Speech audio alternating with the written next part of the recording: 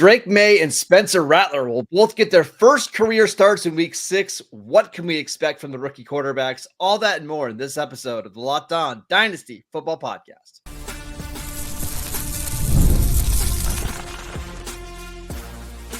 You are Locked On Dynasty Football, part of the Locked On Podcast Network. Your team every day. Here are your hosts, Marcus Mosher and Kate Madjuk. Welcome back to the Locked On Dynasty Football Podcast, part of the Locked On Podcast Network, your team every day. We'd like to thank you for making us your first listen of the day. Today's episode is brought to you by PrizePicks. Go to prizepicks.com/LockedOnNFL and use promo code LockedOnNFL to win $50 instantly when you play $5. Welcome back. I am your host, Marcus Mosher. You can follow me on Twitter at Marcus_Mosher. Joining me today, as always, is Kate Madjuk. You can follow her on Twitter at Kate Madjuk. On today's show, we're going to talk about some rookies. And Kate, let's start with Drake Maye, who officially became QB1 for the New England Patriots this week. He's going to get to start against this Houston Texans defense, which is pretty good. This seems like a weird spot to have him start, but what are you expecting from Drake Maye early on? I'm expecting some bumps and some bruises. Now, I understand the Patriots are kind of just like, it feels like it's a liability if you don't have some sort of action after the start that the Patriots have had to this point in the season. Do I think that starting against the Houston Texans, who pretty great at getting like to the quarterback in general, is super good news for a quarterback that already kind of struggled in his final season in college, giving up, a ton of sacks, pressure to sack rate through the roof, as was the case for many of these top end quarterbacks that were drafted here in the first round. No, I don't think it's a great idea. Yeah, but I understand. I get wanting to see it. I get it. Yeah, I think Jared Mayo had to do it because I think he was losing the team. There was just nothing exciting about this Patriots offense. And if you're going to be playing a bad quarterback, you might as well be playing the young rookie that you drafted at number 3 overall. My issue with Drake Maye has nothing to do with Drake Maye. It's all the pieces around him, right? I think the wide receiving core is okay. It lacks the number 1 receiver. It's not terrible. The tight ends are fine. The running backs are good. But the offensive line is so bad that you worry if they're going to put him in a position where he's not going to be able to succeed at all. And that's my biggest concern. Again, for this young rookie quarterback who already we know he has all the physical attributes. He's like a pristine build for the quarterback position. We know that decision making has not always been a strong suit, and that's totally okay because he's very, very young. I think he's just 21 years old at this point. Like, so much room to grow in terms of that decision making. I have to envision that, the first 5 weeks just getting to sit back and watch the action is a huge positive for him, right? But do I think that, especially for a quarterback who does need to work on that decision making, needs to work on maybe the speed of the game a little bit, still needs to work on some of just the fundamentals of playing quarterback, even though he has all these excellent traits that should help him succeed long-term and achieve a high ceiling, like throwing him to the wolves behind this offensive line doesn't feel like that's going to help him develop any of these specific areas that he needs to work on. However, I will say we've seen throughout NFL history, offensive lines can sometimes be only as good as their quarterback. And what I mean by that is certain quarterbacks get rid of the ball quickly. And that can help, obviously, an offensive line. Like if you can just get rid of the ball quickly, then your offensive line doesn't have as big of an impact, right? Also, the mobility, right? Like, I love Jacoby Brissett. I think he's a really good person and a good backup quarterback, but he's just not an athlete anymore at this stage of his career. He can't move. Drake Maye can. So when sometimes you get that free rusher or the guy coming around the edge and your quarterback can step up and scoot for 6 yards, it's not a game-changing play. Nobody's going to be posting it on Twitter, but those are the type of plays where rather than taking a 5-yard sack, you get a 6-yard gain. The sticks keep moving. I wouldn't be surprised if the Patriots offense their offensive line looks better because they have a quarterback that can actually move. Okay, let's look at your Steelers. I kind of think Pittsburgh's offensive line isn't very good, but it doesn't look Hey, quite hey, as hey, to bad. be fair, they lost 3 starters, my man. My man. Exactly. But I Yeah. think it would look a lot worse if you had a quarterback in there that wasn't very mobile. Justin Fields gets them out of a lot of bad situations because of his athleticism, right? I'm not saying that Drake May has Justin Fields' athleticism, but I wouldn't be He's a surprised if great that unit athlete, looked though. better. He is a Yeah. great athlete. Yeah, I think that's a very fair point. And how much does that just kind of it's not gonna fix the offensive line. You don't fix those innate problems along the offensive line with that athleticism by extending those plays in that way, but you can probably do a better job of masking those issues and their overall impact on the offense. So I think that makes a ton of sense. Now, we've talked about the athleticism. We've talked about kind of the concern about the lack of playmakers there. Jalen Polk, though, definitely throughout training camp, preseason, um, has earned a lot of hype here as the potential wide receiver one of the future. Not a ton else behind him. You do have Hunter Henry, who, has kind of played this like low key, consistent role Mhm. in the receiving game, but I don't think we'd say that he's a guy that's going to like raise the ceiling of Drake May as a passer. But I think for fantasy, what we really want to see is that mobility. Like Yes. really speaking, coming out of UNC, Drake May, the reason that he was so exciting was because he kind of had that unknown ceiling as a passer, but has that athleticism on the ground that could be, one of these dynamic, not, I wouldn't say Konami cheat code, like to that degree, Yeah. but dude's got some wheels on him. And that we know can mask a lot of inadequacies in the passing game if there are any. So, like, what is your confidence level in Drake May? Let's assume he's starter rest of season, he's healthy rest of season. With this group of playmakers, knowing his level of athleticism, what is your projection for Drake May to close out his rookie season? I think he's going to be a low end QB2. I just don't see one of the things, Kate, I want to see from this Patriots offense is, do they baby Drake May and basically try to have him, okay, we're only going to have you throw 18 to 20 passes a game. Just try to be efficient in those passes. We're going to run the ball and play defense. Or do they do a little bit like what Denver's doing where, hey, we're going to let you throw the ball 45 times. You just try to complete a really high percentage of them and we'll try to win that way. My guess is because he's got a defensive minded head coach and the Patriots do have a good defense, you're going to see them turn into like Kenny Pickett we saw as his rookie year, where don't lose us the game and maybe we can steal it late, right? That's not great for fantasy. I would rather just say, hey, let's live and die by Drake May. Let's let him get as many throws in the season as possible, and we'll go from there. But I got a feeling we're going to see some low volume from Drake May.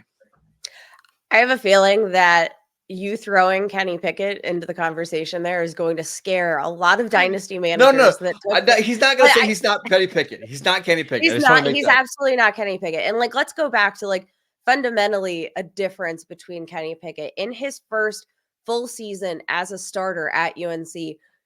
Over 4,300 passing yards, 38 passing touchdowns, just 7 interceptions. Drake May, not Kenny Pickett, by the way. Drake May. Yes, Yeah. Drake May. Kenny Pickett didn't break out until his 5th season. Right. Like, Drake May broke out the second he stepped onto the football field. He was a man among boys.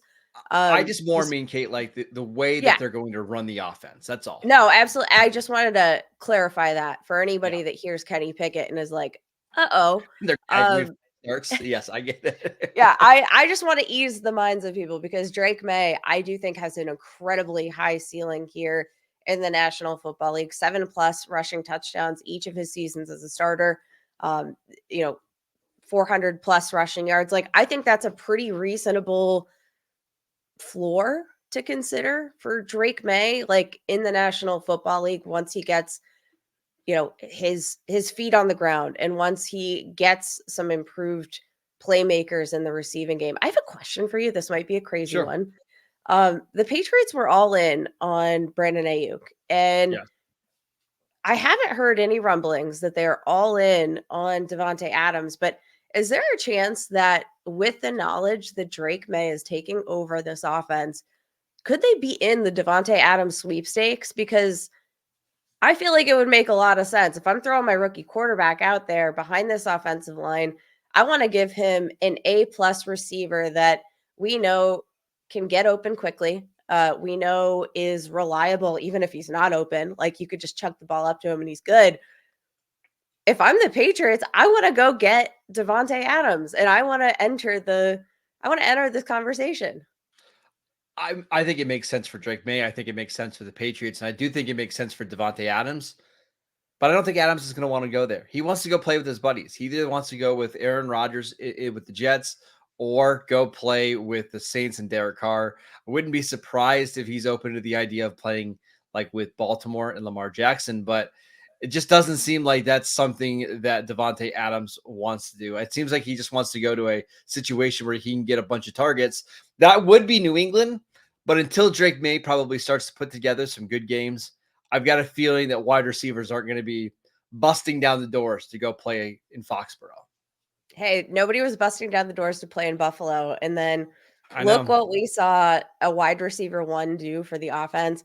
I'm just saying I would love to see some rumors emerge here because I think both for the value of Devontae Adams in Dynasty and for the value of Drake May here as a rookie and moving forward, that could be a huge needle mover in terms Yep. of both of their fantasy values. All right, Kate, let's talk about the rattlesnake. Spencer Rattler, who is getting the start this week for the New Orleans Saints. Let's discuss that matchup next. This episode is brought to you by Zbiotics. Zbiotics pre-alcohol probiotic drink is the world's first genetically engineered probiotic. It was invented by PhD scientists to tackle rough mornings after drinking. Here's how it works. When you drink, alcohol gets converted into a toxic byproduct in the gut. It's this byproduct, not dehydration, that's to blame for your next morning. Pre-alcohol produces an enzyme to break this byproduct down. Just remember to make Zbiotics your first drink of the night. Drink responsibly, and then you're going to feel so much better tomorrow. Here's how you use it. Step 1, drink pre-alcohol. For best results, make pre-alcohol your first drink of the night. Step 2, drink responsibly. Pace yourself, hydrate, and get a good night's sleep. And step 3, enjoy tomorrow. Wake up feeling refreshed and ready to take on the day. Go to zbiotics.com/LockedOnNFL to learn more about and get 15% off your first order when you use LockedOnNFL at checkout. Zbiotics is backed with a 100% money-back guarantee. So if you're unsatisfied for any reason, they'll refund your money. No questions asked. Remember to head to zbiotics.com/LockedOnNFL and use promo code LockedOnNFL at checkout for 15% off. This episode is brought to you by Gametime. I absolutely love Gametime. It is the only ticketing app that I use whenever I want to go to live events such as football games, comedy shows, theater events near me. Gametime has a new feature called Gametime Picks that makes getting tickets for your favorite live events even easier than ever before. Gametime Picks filters out the fluff to show you only the incredible deals on great seats, so you don't have to waste your time searching through thousands of tickets. Right now, you can go on the Gametime app. You can get a panoramic view of your seat, so you know exactly what your seat is going to look like before you buy. For football games, I like to sit in the end zone, but I don't want to be in line of the goalpost, so you can see exactly what it looks like before you purchase. Plus, they have the lowest price guarantee, or Gametime will credit you 110% of the difference. Take the guesswork out of buying tickets with Gametime. Download the Gametime app, create an account, and use promo code LOCKEDONNFL for $20 off your first purchase. Terms apply. Again, create an account, redeem promo code LOCKEDONNFL for $20 off. Download Gametime today. What time is it? Gametime. Welcome back to the Locked On Dynasty Football Podcast. We are discussing some rookie quarterbacks that are starting this week. We have several, including Caleb Williams, Jaden Daniels, Drake May. Still waiting on Michael Penix. We're still going to be waiting on J.J. McCarthy for a while. Bo Nix is starting. But Kate, Spencer Rattler, the 5th-round pick from South Carolina, is getting his first start this weekend. What do you expect there? I'm actually a little excited for Spencer Rattler. Low key, not crazy excited, I'm stoked.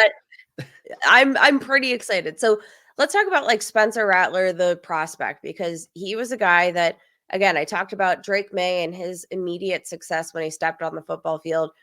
Coming in, redshirt freshman, I mean, Spencer Rattler looked absolutely dominant. Over 3,000 passing yards, 28 passing touchdowns in his first season starting for OU. Has some mobility too, like a little sneaky mobile, maybe. Has some crazy arm talent. So, like, tell me how we got from Spencer Rattler, redshirt freshman at OU, to fifth round pick, kind of ousted. Like, it just feels like the narrative went so sideways on I can tell you Spencer how it Rattler. happened. So Tell us. Spencer Rattler was part of a big high school show. I'm blanking on the name now, but anyways, he's a big recruit. Got a lot of pub coming out of high school. Goes to Oklahoma, plays very well in Lincoln Riley's offense. He's expected to be the next great quarterback at Oklahoma. After Baker, Kyler Murray, Jalen Hurts. He goes and he plays well, but they have this incoming freshman who is amazing. His name is Caleb Williams. And Caleb Williams comes in a game halfway through that Spencer Rattler is struggling and brings Oklahoma all the way back, and they win. And Caleb looks amazing, right? Spencer Rattler doesn't start another game that year because it's freshman Caleb Williams. So Spencer Rattler goes to South Carolina, takes a little bit of time to warm up and stuff. By the senior year, does play really well, goes to the Senior Bowl, doesn't look great at the Senior Bowl. I think some of the interviews and some of that stuff rub people the wrong way. He didn't test as a great athlete. He's short. He's right at 6 foot. Those type of quarterbacks typically go on day 3. I think all of those points are very fair. And I think that there is a lot of, I don't want to say like just that residual effect from his appearance on the show. I didn't watch it, so I can't speak firsthand, but seeing the commentary and what people saw in that show throughout his recruiting process, it seemed like it scared people off because you know what? You look at the quarterback position, that is the leader of your entire team. You go as the quarterback goes. So if you have like maturity concerns, that's totally founded. But again, like QB1 was the name of the show, by the way. I just had to look it up. QB1. QB1. So you look at, why some of these maturity issues can be such a big deal for even somebody that flashed as quickly as Spencer Rattler did. But like there was one time when he was considered, a potential top end draft pick in this class. So to see him tumble so far, not great. But what I am encouraged about when it comes to Spencer Rattler is the personnel around him. Yeah. He's heading into this week with a much different situation. He's in a Clint Kubiak offense, which, yes, struggled more in the last couple of weeks, but we saw the potential of this offense here in the first 2 weeks of the season. You have a guy like Chris Olave. You have a guy like Rashid Shaheed, even a Foster Moreau, a player that we've really liked, but hasn't necessarily had an ideal pathway to production. A Taysom Hill, when fully healthy, can totally unlock the offense and in the trick play potential. Like there's a lot to like about this situation for the Saints offense that maybe Drake May doesn't quite have the luxury of enjoying some of these privileges. One of the things I like the best about Spencer Rattler is he is aggressive by nature. Like he's not going to be one of these quarterbacks that comes in and is afraid to take chances. Like, I won't be surprised if his first play of this game is like a deep shot to Rashid Shaheed, because that's just the way that Spencer Rattler plays. Like he is a gunslinger. And I think in this offense with all the speed they have, I think it could work. And I also don't think Tampa Bay's defense is amazing. Our guy Kirk threw for 500 against them last week. I'm kind of excited. Like I think this is a good spot for Spencer Rattler. I think he is the quarterback that everybody was expecting Sam Howell to be, where like the shorter quarterback that can throw deep balls down the field, that can use his athleticism to move around in the pocket. I won't be surprised if Spencer Rattler's pretty productive right away. In fact, I'm starting him in one of my draft leagues this week over a couple other much, much bigger names at quarterback. I mean, I think like this might just be kind of me overthinking it. And also I do want to shout out the fact that like a lot of times we'll see rookies find some success in their first games, like especially if they're coming in, after sitting a few games. Not always when you throw them to the fire in week one, but sometimes we'll see these rookies come off the bench mid-season and they have the luxury of kind of getting a few games under their belt. They're a little bit more up to the pace of the NFL week. And then you have the fact that there's not pro tape on them yet. So like No. sometimes we'll see some success. I wouldn't be surprised. You mentioned the Bucks matchup. Of course there's the personnel that he's working with. I wouldn't be surprised if Spencer Rattler, is a high-end QB2 this week. Like I think that's well within the realm of possibility. Let's He's go, got a baby. ton of arm talent, and pairing that arm talent with playmakers like Shaheed, like Olave, there's a lot to like there. And I feel like I'm trapping myself. So let's talk about dynasty value real quick before we move on. How are you Okay. valuing Spencer Rattler? Because I do think there's a non-zero chance that he's just better than Derek Carr. Yeah, I mean, I remember just coming out of the preseason how excited everybody was about Spencer Rattler, and hey, if a couple bad games from Derek Carr could they turn to Rattler? Well, obviously Derek Carr got off to a great start. The last couple of weeks have been a bit of a struggle, and now it's Spencer Rattler is going to start for multiple weeks because of this oblique injury to Derek Carr. I'm still valuing Spencer Rattler at the very, very bottom of the quarterback tier. Like anybody with higher draft pedigree, like Bo Nix, Michael Penix, JJ McCarthy, those guys are all being valued, obviously, over Spencer Rattler. But when it comes to players QB like, QB 38, by the way, and Dynasty Startup ADP super flex leagues for uh the month can I of give you some quarterbacks that I would take Rattler over right now? Like yes. Russell Wilson would be one, Aid O'Connell, Gardner Minshew would be another. Um, I mean, obviously Jacoby Brissett now because he's gone, but I mean, not gone, but he's benched, but not dead. Just wanted to be clear. Trey Lance is another one, right? Like I think there's some people maybe holding on to Trey Lance, hoping something happens. I would rather have Spencer Rattler. So still outside of that top 32, but not far off. Yeah, I think that's fair. And the ceiling again, like I think when you're looking at a pathway to potential production, um, Spencer Rattler, of all the guys that are in that range that you mentioned, could be in a position to like most likely have a future for the Yep. team he's playing for right now. Like that seems like it's not outside the realm of possibility. Even if he does go back to the bench, I wouldn't be surprised if he plays well, but maybe not win it well enough to win out against Derek Carr. I don't think the team would close the door I don't think they would necessarily. either. And Man. also, speaking of Devontae Adams, I wonder how well Spencer Rattler plays this weekend will affect his Maybe. desired landing spot. All right, okay, let's take a look back at our rookie draft before the 2024 season. How different would things be now after 5 weeks? We'll get to that next. This episode is brought to you by FanDuel. Hey, NFL fans, you can start the season with a big return on FanDuel, America's #1 sportsbook. So when you get a hunch in the middle of the game, you can check out the latest stats, view live play-by-play, and so much more on the same page where you place your bets. You can get started with $200 in bonus bets guaranteed when you place your first $5 bet. We've got a really good Thursday night football game tonight. Seahawks 49ers. The 49ers are 3.5-point favorites. Just put a bet on the money line or on the spread or on the total, and then you'll get $200 of bonus bets guaranteed that you can use for the rest of week 6. Obviously, futures, which I love. I love betting on the divisions. Who's going to make the playoffs? Who's going to miss the playoffs? The awards, all of that available on FanDuel.com. That is FanDuel.com, America's #1 sportsbook. Welcome back to the Locked On Dynasty Football Podcast. We'd like to thank you for making us your first listen of the day. For your second listen, go check out the new Locked On NFL show with 2 shows every single day. One in the morning with Tyler Rowland, one in the afternoon with Tony Wiggins for some real NFL talk. You can download the podcast wherever you get your podcasts and, of course, on YouTube as well. All right, Kate, let's talk about our 2024 rookie draft. I kind of hate to look at it, back at it now to see where I messed up, but what do we got?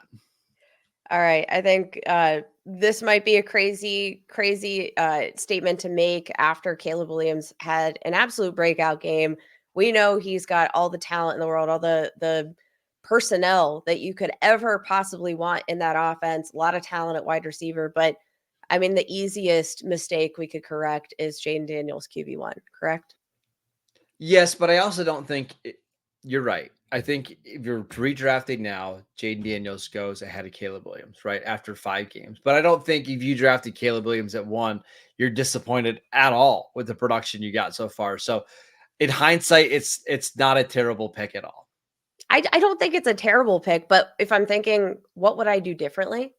That's got to be Well, yeah, I top would of the take probably did. Yeah, if you could do it again, but I don't think.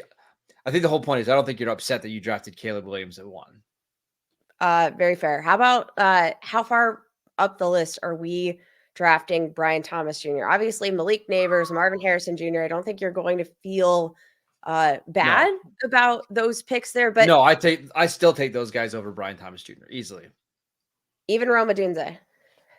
That's where it gets interesting. That's where it gets interesting. I probably would still lean Rome, but we're having a conversation about it. The first 2 are non-starters. I want Harrison and Neighbors clearly over Brian Thomas, but yeah, that one's tough because it looks like Brian Thomas Jr. is going to be the clear-cut number 1 receiver in Jacksonville by, I don't know, next week. And Rome Odunze is just blocked by DJ Moore. Now he's still getting targets, but it's tough.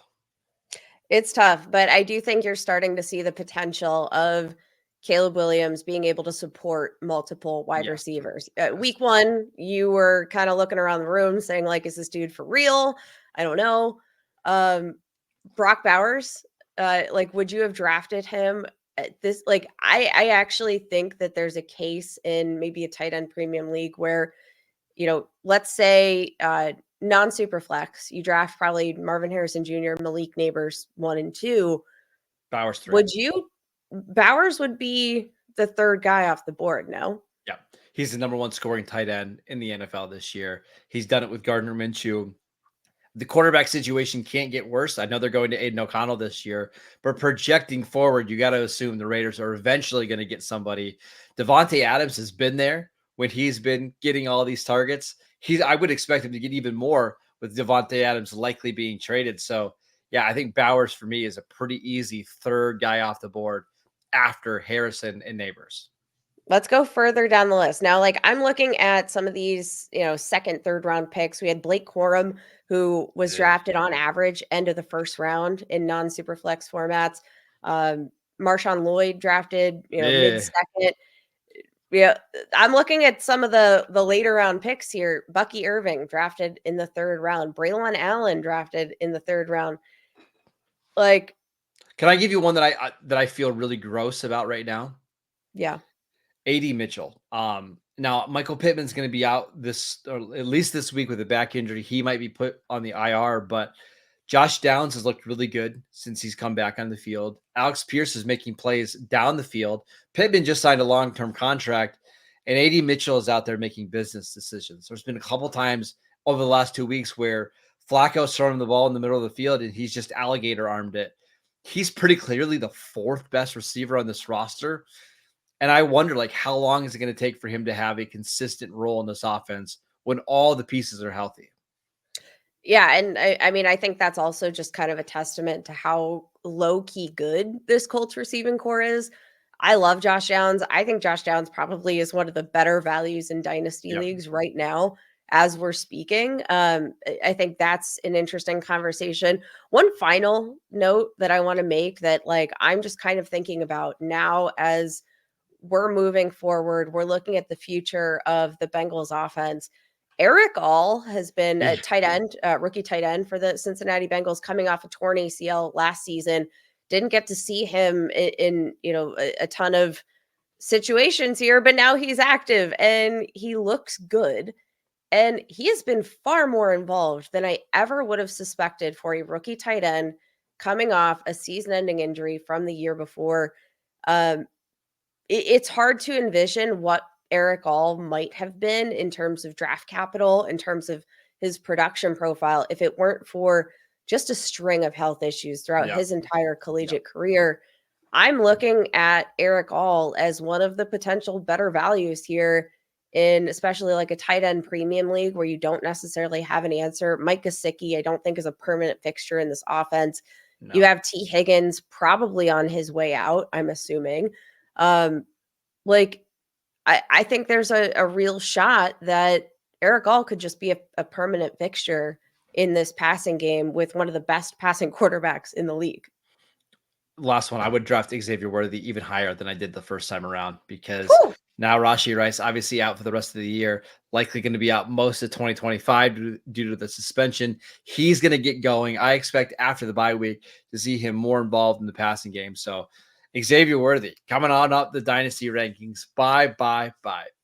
All right, that is it for today's show. We want to thank you for making Locked On Dynasty your first listen of the day. Go check out the podcast wherever you get your podcasts. We are free and available on all platforms. Follow Kate on Twitter at Kate Modjuk. I'm at Marcus_Mosier. Enjoy Thursday Night Football. We'll be back on Friday morning to break it all down.